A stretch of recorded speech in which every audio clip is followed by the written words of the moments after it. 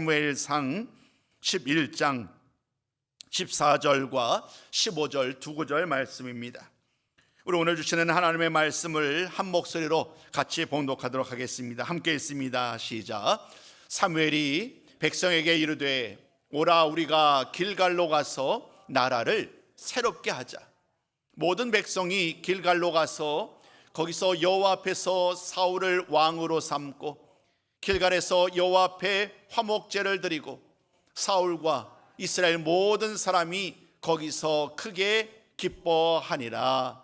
아멘. 함께 기도하겠습니다. 하나님 아버지, 무더위와 장마비가 교수되는 주간을 보내는 우리들, 오늘 주님을 사모하는 마음 가지고 3일 기도회 복된 자리, 은혜의 자리에 우리를 인도해 주심에 감사를 드립니다. 늘 주님을 사모하며 주의 말씀을 따라 살고자 늘 다짐하고 순종하는 우리 모든 성도님들 위해 하나님 아버지, 오늘도 예배에 오신 풍성한 은혜를 내려 주시옵소서. 한 주간을 살아가는 우리들, 하루하루를 살아가는 우리들, 아니 일평생을 살아가는 우리들에게 아버지 하나님께서 친히 우리의 주인이 되어주시고 우리 앞길에서 우리를 인도하시는 아버지 귀한 은혜의 말씀, 귀한 아버지 말씀으로 우리를 인도받는 귀한 성도님들의 삶이 되기를 원합나이다. 또 아버지 하나님 내주하시는 성령님의 인도를 받기를 원합니다. 무엇보다도 살아계신 하나님의 말씀을 따라 살기를 원하오니 이런 모든 다짐들이 아버지 하나님 날마다 아름다운 풍성한 열매로 응답받게 하여 주실 줄로 믿습니다. 오늘도 아버지 하나님 이제 새로운 주제를 가지고 말씀을 전하게 됩니다. 이스라엘의 왕들 23명에 이르는 많은 왕들을 통하여서 하나님이 그들을 통하여서 무엇을 기대하였는지, 후대에 있는 많은 사람들에게 하나님이 원하셨던 것이 무엇인지를 매주마다 살펴보면서 오늘 나의 믿음과 나의 신앙을 돌아보게 하여 주옵시고, 아버지 하나님 오늘도 하나님이 기뻐하시는 성도의 삶을 살게 하여 주시옵소서. 특별히 이 시간에 기도 앞기는 우리 모든 손님들을 영육간의 강건함으로 붙들어 주옵소서.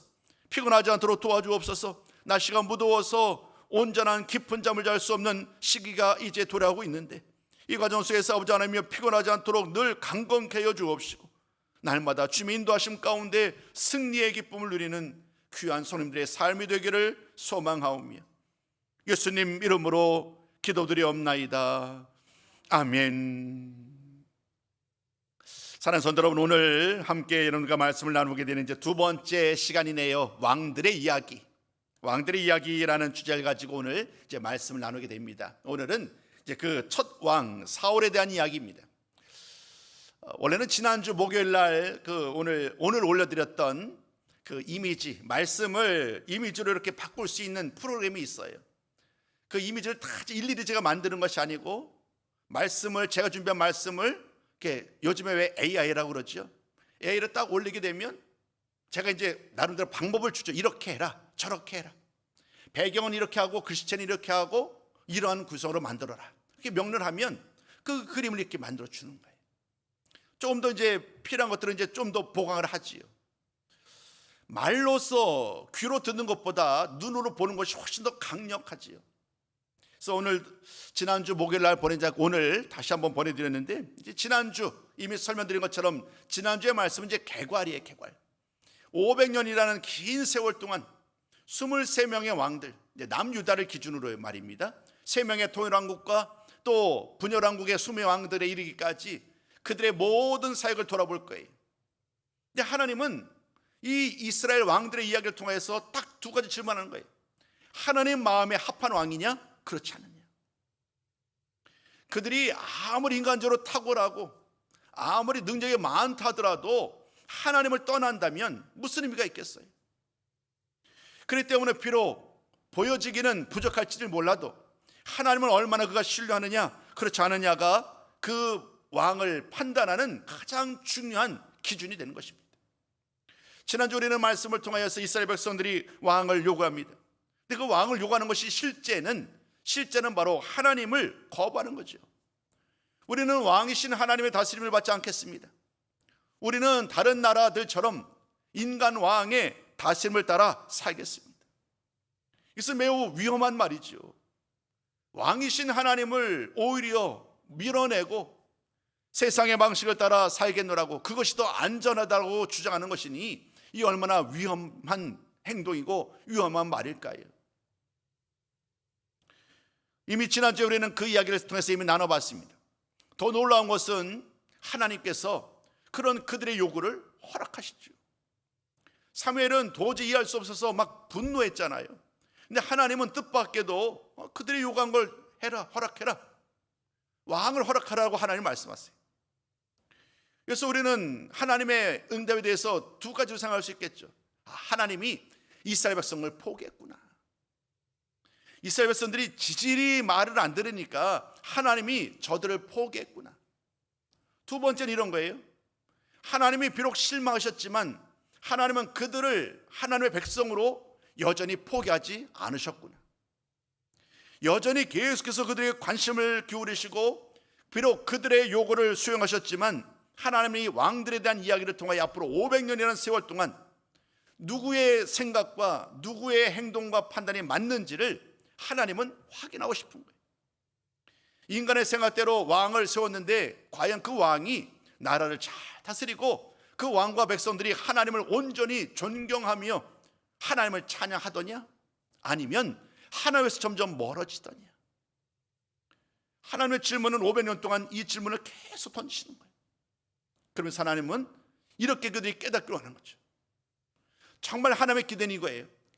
우리에게 진정한 왕은 하나님 한 분뿐이시구나. 우리에게 아무리 인간적으로 타고난 왕이 있다고 할지라도 우리에게 유일한 왕은 하나님 한 분이시구나. 이것이 성경이 기록됐던 이 왕의 열왕들의 이야기를 기록했던 가장 중요한 이유예요. 이제 우리는 그 이야기를 살펴볼 거예요. 잘잘못을 이제 우리가 한번 정의를 해볼 거예요. 이 왕은 과연 잘한 왕이냐? 이 왕은 잘못한 왕이냐?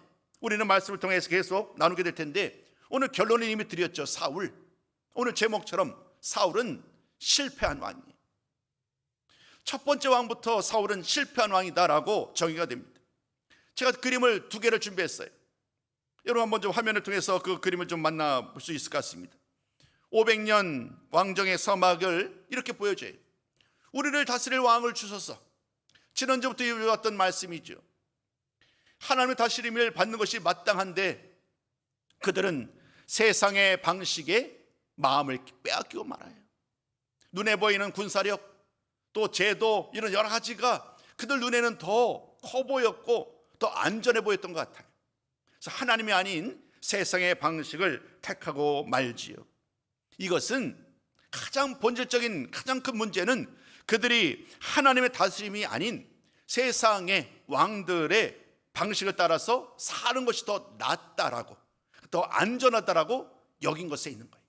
이것이 가장 큰 문제인 거예요. 앞서 이미 설명드렸습니다만 다음 그림은 하나님이 왜 왕을 허락하셨는지에 대한 그 이유를 언급하고 계십니다. 우리 한번 다음 그림도 좀 비춰주세요. 우리 어머니 큰 글씨로 한번 읽어볼까요? 왕을 허락한 진짜 이유 밑에 한번 같이 읽어봅니다. 자, 시작.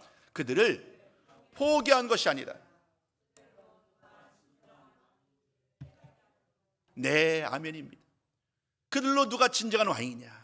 결국 시간이 지나면서 앞서 이미 말씀드린 것처럼 우리에게 하나님이 말이야말로 진정한 왕이시구나, 이런 것을 고백하기 위한 하나님의 방법이에요.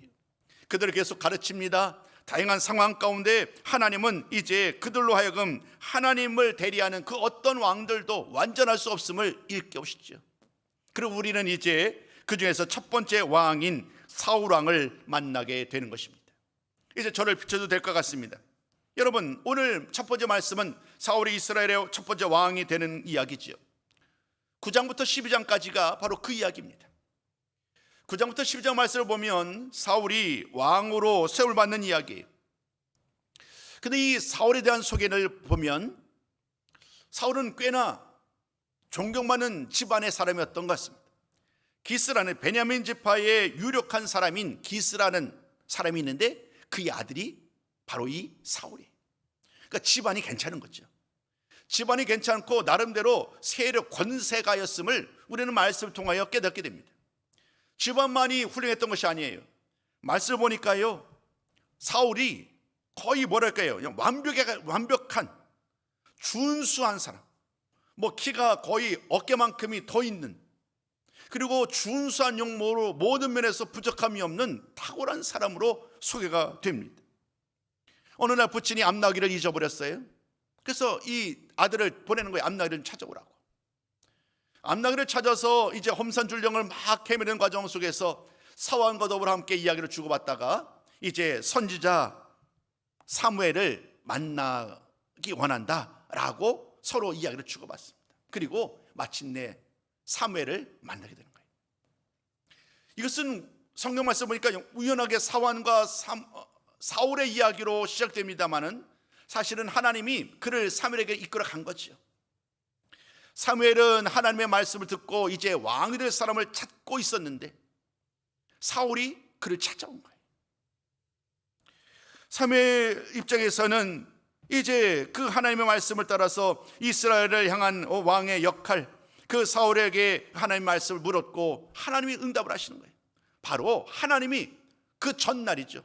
사울을 만나기 전날 하나님의 꿈속에서 말씀을 주시는 거예요. 내가 왕으로 택한 사람을 보내겠다. 그 다음날 실제 그를 만났던 사람이 바로 사울이에요. 그러니까 하나님이 사울과 사무엘을 만나게 하셨고 하나님의 말씀이니 사무엘은 순종해야지요. 그래서 그에게 기름을 붓습니다. 그에게 기름을 부은 다음에 좀 있으니까 하나님의 영이 사울에게 임하는 거예요. 사울에게 하나님의 영이 임하였고 또 하나님께서 그에게 새 마음을 주십니다. 모든 것이 순탄하게 하나님의 계획대로 사무엘을 통하여 사울에게 모든 하나님의 영과 새 마음을 주시고 모든 일들이 그대로 일어나게 됩니다. 이제 사무엘은 백성들을 미스바로 불러 모읍니다. 미스바, 그 당시에도 이제 제단이 있었거든요. 미스바에 함께 모여서 하나님 앞에 이제 모여서 그 다음에 제비를 뽑습니다. 왜냐하면 이 모든 과정들이 다 공개적으로 해야 백성들이 다 따를 테니까요. 제비를 뽑았는데 사울이 뽑히게 돼요. 이런 모든 것을 통해서 하나님이 사울을 왕으로 택하셨다라는 그러한 것으로 이제 드디어 왕으로 선언을 하게 됩니다. 그 말씀이 10장 24절인데 그냥 이 말씀은 그냥 건너갈게요.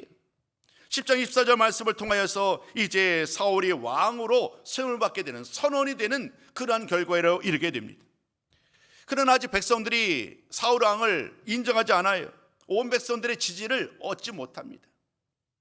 그때에 어떤 일이 일어나느냐 하면 이방 군대가 쳐들어오게 돼요. 암몬이라는 나라가 쳐들어왔고 이제 사울이 하나님의 영에 크게 감동되어서 그들과 더불어 싸워서 승리를 하게 되죠. 그들이 원했던 일이 눈에 일어난 것 아니겠어요? 왕을 의지해서 이 나라가 안전을 원했는데 실제 사울 왕을 통하여 이런 일이 일어났잖아요. 그러니까 그들의 마음 가운데 변화가 일어나는 거예요. 사무엘의 충고대로 다 모여서 길갈에 모입니다. 백성들이 기쁜 마음으로 이제 하나님 앞에서 사울을 왕으로 이제 온전히 세우게 되지요. 이런 과정을 통하여 드디어 통일왕국의 첫 번째 왕으로 세움을 입게 된 거예요.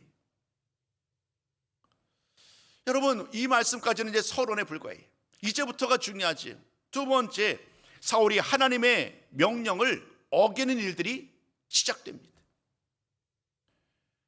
왕으로 세움을 받은 지 2년이 지났을 때입니다. 사무엘상 13장부터 15장까지는 바로 이 이야기를 기록하고 있는데 얼마 되지 않았죠. 그의 나이가 40살에 왕이 되었고 40년 동안 나라를 다스렸으니까. 그런데 오늘 문제의 시작이 뭐냐면 왕이 된 지 2년 만에, 왕이 된 지 2년 만에 그가 하나님에게서 점점 멀어지기 시작하는 거예요. 아주 말년에, 노년에 하나님에서 멀어진 것이 아니라 시작한 지 2년이 지난 후부터 하나님께 멀어집니다. 그러니까 38년의 왕으로서의 삶이 어땠는지를 우리는 미루어 짐작할 수 있지요. 그는요, 특별히 이 두 번의 전쟁이 있어요.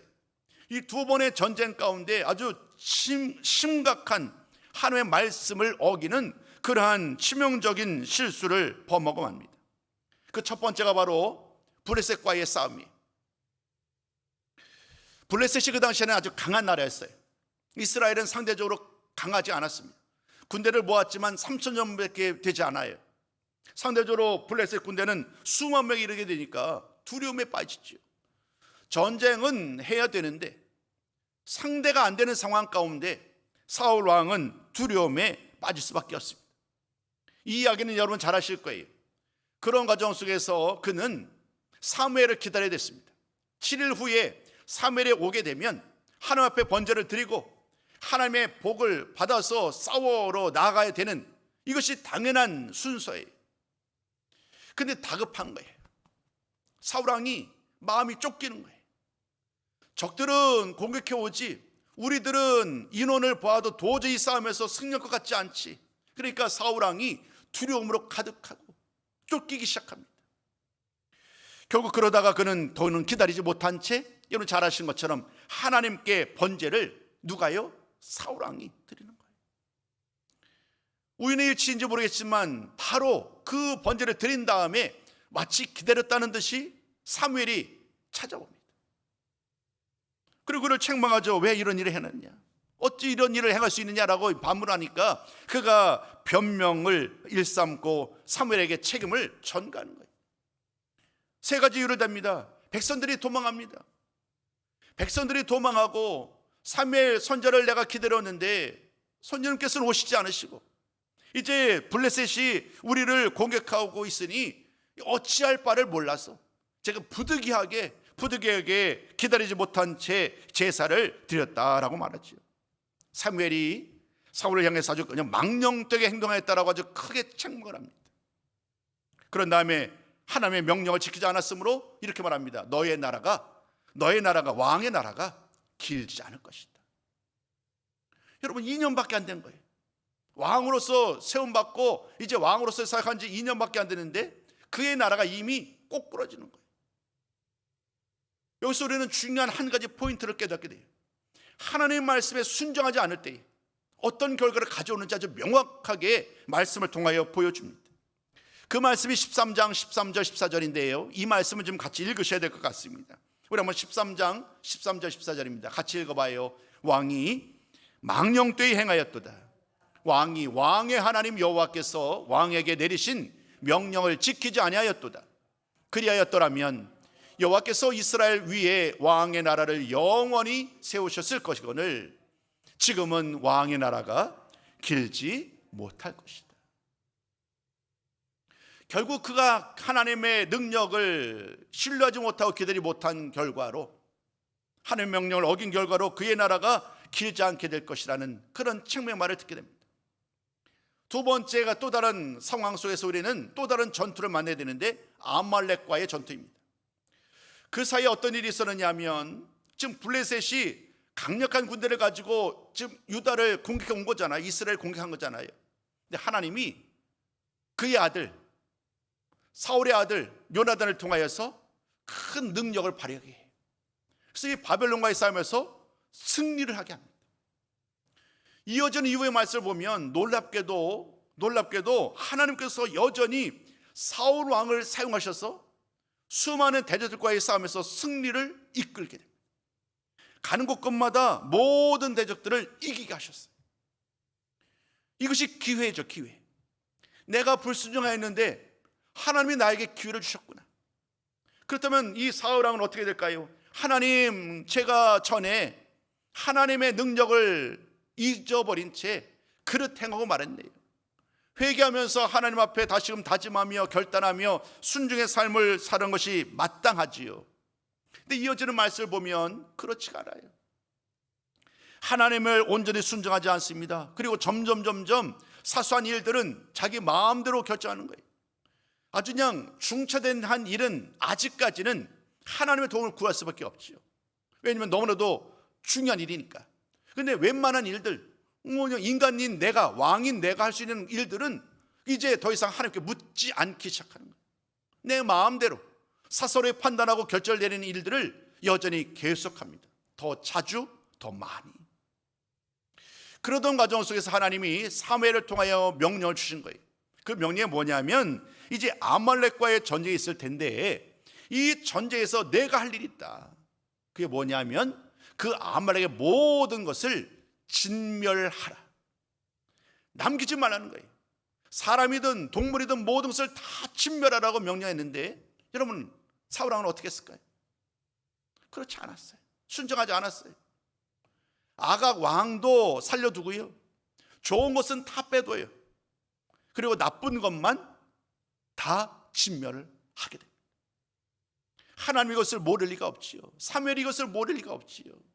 그래서 하나님이 또 그것에 대해서 하나님은 더 크게 진노하셨고, 결국 사무엘이 이렇게 말합니다. 하나님이 너를 버리셨다. 하나님이 너를 버리셨다. 이제는 그 남아있던 기회마저도 하나님이 거두어 가신 거예요. 이 본문 말씀이 15장 11절과 22절 23절 말씀이에요. 이것이 사울왕에 대한 가장 안타까운 이야기입니다. 우리 한번 이 말씀도 같이 한번 좀 나눠보기 원합니다. 우리 한번 화면을 통해서 같이, 바로 앞에 한 구절이 더 있습니다. 네, 여기서부터 같이 읽어봅니다. 시작. 내가 사울을 왕으로 세운 것을 후회하노니 그가 돌이켜서 나를 따르지 아니하며 내 명령을 행하지 아니하였음이니라. 여호와께서 번제와 다른 제사를 그의 목소리를 청종하는 것을 좋아하심같이 좋아하시겠나이까. 순종이 제사보다 낫고 듣는 것이 수량의 기름보다 나으니 이는 거역하는 것은 점치는 죄와 같고 완고한 것은 사신 우상에게 절하는 죄와 같습니다. 왕이 여호와의 말씀을 버렸으므로 여호와께서도 왕을 버려 왕이 되지 못하게 하셨나이다. 아멘. 앞에 말씀은요, 하나님 주신 말씀. 하나님이 후회하지 않는 하나님 아니에요. 그런데 하나님이 후회하신다고 말해요. 물론 이것은 하나님이 사람이 아니고 영이신데, 그래서 이제 우리에게 그 하나님의 그 답답한 마음을 우리에게 상징적으로 보여주는 그런 말씀이죠. 그리고 이어지는 22절 23절 말씀은 사무엘의 이야기예요. 사무엘의 이야기. 하나님의 말씀을 듣고 사무엘은 너무나도 마음이 아픈 거예요. 순종해야 길이 있는데, 순종해야 미래가 열리는데, 근데 이 사울 왕이 하나님의 말씀에 순종하지를 않았잖아요. 그때에 이 유명한 말씀이 여기서 등장하는 거예요. 순종이 제사보다 낫고 듣는 것이 수량의 기름보다 낫다. 이것이 오늘 사울 왕에 대한 말씀을 살펴봄에 있어서 가장 중요한 이야기예요. 순종이 제사보다 낫다. 하나님 앞에 천천만만의 수량을 드린다 할지라도 하나님의 말씀을 따라 살지 못한다고 한다면 그 양을 드리는 것이 무슨 의미가 있는가? 우리는 먼 훗날 미가서 또 호세아 선지자의 말을 통하여서 우리는 동일한 고백을 만나게 되지요. 오늘 결국 사울 왕은 많은 기회가 있었음에도 불구하고 그는 스스로 하나님 앞에 겸손하고 하나님의 말씀에 순종하기는커녕 점점 하나님의 말씀을 떠나서 교만히 행동하는 삶을 일삼고 말았습니다. 이제까지 드린 말씀을 그림을 가지고 여러분께 좀 설명을 드리려고 합니다. 영광의 정점에서라는 아마 그림이 있을 것입니다. 여러분 이 그림을 보십시오. 처음에는요 정말 완벽한 시작이었어요. 모든 사람들에게 환영을 받고요, 하나님께서도 역시 성령의 감동을 주시고 또 그의 마음을 새롭게 하시므로 말미암아 왕으로 40세에 첫 번째 왕의 첫 해를 맞이하게 됩니다. 그러나 2년차 되는 날, 이라고 되어 있는 이 2년차 되는 날, 그는 잘못된 선택을 하고 말지요. 왕에 오른 지 2년밖에 안 됐는데 잘못된 일을 택하고 말아요. 두 번의 전쟁 가운데 있었던 바로 그 일, 제가 설명드렸던 바로 그 일이에요. 나머지 3번 38년의 통치, 하나님과의 관계가 멀어질 대로 멀어진 그런 과정 속에서 38년의 이스라엘을 통치했으니 그 나라가 형통할 수가 없겠지. 이와 관련해서 성경 말씀은 이렇게 말을 합니다. 까맣게 표시해준 맨 하단 말씀, 이것은 매우 중요한 이야기니까요, 같이 한번 읽어보도록 하겠습니다. 같이 읽습니다. 시작. 사울의 실패는 통치 말년의 쇠약함이 아니었습니다. 그것은 권력의 촉이 가장 빛나던 순간에 저지른 두 번의 불순종에서 시작되었습니다. 두 번의 불순종, 바로 블레셋 전투, 암말렉 전투였지요. 다음 그림 좀 보여주세요. 이미 설명드렸던 그 말씀을 이렇게 그림으로도 한번 만들어 봤어요. 블레셋의 전투는요, 이스라엘이 아직 힘이 없을 때에 위기 가운데 만났던 전쟁이었어요. 하나님은 절대적으로 사무엘을 기다려야만 했고 또 사무엘을 통해서 도움을 받아야 한다라고 말씀을 주신 거예요. 그런데 그만 두려움에 빠졌던 사울 왕은 기다리지 못하죠. 하나님의 명령을 어기고 스스로 번제를 침례하고 말았어요. 그 일이 결과가 이러잖아요. 왕의 나라가 길지 못할 것이다. 시간이 흘러갔습니다. 이제는 어느 정도 간 곳곳마다 전쟁을 승리로 이끕니다. 이제 더 이상 이스라엘은 약한 나라가 아니에요. 강력한 나라가 되었고 아말렉 전쟁에서도 승리를 차지하게 됩니다. 근데 문제는 뭔가요? 승리를 하였음에도 불구하고 하나님의 말씀을 따라 순종하지 않는 거예요. 아각 왕을 죽이지 않았고 좋은 것을 그대로 남겨두는 이런 일을 행함으로 말미암아 결국 하나님은 이렇게 말씀하지요. 내가 사울을 왕으로 세운 것을 후회한다. 이런 일들로 말미암아 결국에는 이제 하나님이 사울을 통하여서 이 나라를 다스리게 하였건만 그의 나라는 이제 2년이 지난 이후로 점점 하나님에게서 멀어지게 되는 거예요. 그 과정 속에서 사무엘을 통하여 가장 중요한 말씀을 주셨지요. 그 말씀이 바로 하나님이 원하는 그 한 가지가 무엇인지를 이미 여러분에게 설명드렸는데 이 그림을 가지고 한 번만 더 설명드릴게요. 여러분 이 그림 보십시오. 정말 중요한 것입니다. 여러분 순종과 제사를 하나님께 드려요. 제사도 물론 중요하지요. 근데 하나님은 이렇게 말하는 거예요. 제사보다 순종이 더 중요하다. 제사보다 순종이 더 중요하다. 의식을 통해서 예배를 드린 것 왜 중요하지 않겠어요? 그런데 그것보다 더 중요한 것은 하나님의 말씀을 따라 살아가는 것. 이것이 가장 중요한 일인데 오늘 사면이 이렇게 말하는 거예요. 왕인 당신은 이 제사보다 순종이 중요하다는 이 말씀을 따라 살아가는 데에 실패하고 말았다라고 말하는 거예요. 결국 맨 마지막 실패한 왕으로서 성경 말씀은 그를 이렇게 정의합니다. 맨 처음에 다음 그림입니다. 처음에 사울 왕은 누구보다도 하나님을 전적으로 의지했던 사람이에요. 그래서 하나님 말씀에 순종하는 그런 사람이었고 매우 신중하게 행동했던 사람이었지요. 성령에 감동되었던 왕이었고요. 근데 그것이 얼마 지나지 않은 거예요. 2년이 지난 이후로 그는 이제 완전히 교만함과 불순종으로 이제 완전히 전락되고 말지. 자기 마음대로 교만함으로 사람들에게 높임을 받으려 하는 이러한 마음으로 서스럼 없이 행동하는 그런 일들을 행하게 됩니다. 이것이 바로 이제까지 살펴왔던 사울 왕의 삶의 대부분을 차지했던 이야기입니다. 이제 마지막 한 가지 남았습니다. 사울 왕은 결국 그렇게 40년을 다 채웠고 죽음에 이르게 되죠. 그런데 그 사울 왕의 죽음에 대한 이야기를 기록했던 말씀은 비참한 최후를 맞이하는 것으로 그려냅니다. 이제 저를 비춰도 되겠습니다. 여러분 하나님께서 우리 인생에게 비단 사울 왕뿐만 아니라 우리 인생에게 원하는 것은 명확하죠. 순종의 순종. 순종이 제사보다 낫다는 이 말씀은 비단 사울 왕 한 사람만을 향한 말씀이 아니죠. 하나님의 모든 백성들은 마땅히 하나님의 말씀에 순종해야 됩니다. 또 하나님의 말씀을 잘 들어야 됩니다. 이것이 중요한 거예요. 그런데 오늘 사울 왕은 그렇지 못했지요. 끝까지 기회가 있었습니다마는 그 기회를 그냥 걷어차버리고 오히려 많은 사람들에게 인정받고자 하고 끝까지 교만하다가 결국 인간들 앞에서 존귀하고 높임받는 것이 사울 왕은 더 중요한 거예요. 저는 이 말씀을 준비하다가 이 구절은 미처 알지 못했어요. 이렇게 사울 왕이 심각했구나. 그냥 이제까지 이야기들은 대부분 아시는 이야기잖아요. 모르는 이야기가 아니고 우리가 아마 사울 왕, 다윗 왕, 솔로몬 왕에 대한 이야기는 원래 많이 들어오셨으니까 대부분 이해하실 거예요.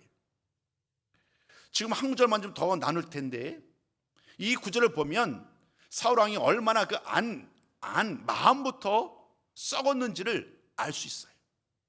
우리 한번 이 말씀만 한번 마저 보자고요. 15장 30절이에요. 우리 한번 같이 한번 읽어봅니다. 15장 30절. 자, 시작. 사울이 이르되 내가 범죄하였을지라도 이제 청하옵나니 내 백성의 장로들 앞과 이스라엘 앞에서 나를 높이사 나와 함께 돌아가서 내가 당신의 하나님 여호와께 경배하게 하소서. 하나님이 사울을 버렸다는 거예요. 지금 그가 불순종해서 하나님이 사울을 버렸다라고 말씀을 하는데, 지금 사울 왕이 뭐라고 얘기해요? 백성들 장로들 앞에서 나를 좀 높여주세요, 나를 좀 세워주세요, 이렇게 말하는 거예요. 여러분, 이거 얼마나 심각한 일인가요? 지금 얼마나 심각한 위기인지를 전혀 이해를 못하고 있어요. 지금 사울은 하나님 앞에서 무너진 사람, 불순종하고 교만함으로 말미암아 하나님께 버려진 사람이 사울 왕인데, 그저 한낱 사람들 앞에 인정받고 높임받고자 애쓰는 이 사울 왕의 모습이 참으로 처량하지요. 하나님께 버림을 받는 사울은 이후로도 말씀이 계속 이어져요. 31장까지요. 그 말씀을 보면 이제 타락한 모습으로, 멀어진 모습으로 계속해서 더 심각한 모습으로 사울 왕은 전락하고 말아요. 이미 하나님이 사울 왕을 버리셨고 그 다음 왕을 고르죠. 여러분 잘 아시는 다윗이, 사무엘은 그에게 기름을 부어요. 그런 다음에 우연일지 모르겠지만 둘이 함께 하게 되잖아요. 그 과정 속에서 이제 사울은 막 질투하기 시작하는 거예요. 다윗이 너무나도 잘 나가니까 다윗을 질투하고 죽이려 했습니다. 그뿐만 아니에요. 성령으로 시작했던 사람 아닙니까? 성령의 감동을 받고 새 마음을 가지고 왕으로서의 삶을 시작했는데, 어느 순간부터 성령이 아니라 악령이 그를 지배했단 말이에요. 악령이 그를 지배했고요, 후반부에 가다 보면은요 정말 심각한 일을 행합니다. 사면은 이미 죽고 없어요. 그런데 누구 하나 의지할 사람이 없으니까요, 신접한 여인, 무당이라고 해야 될까요?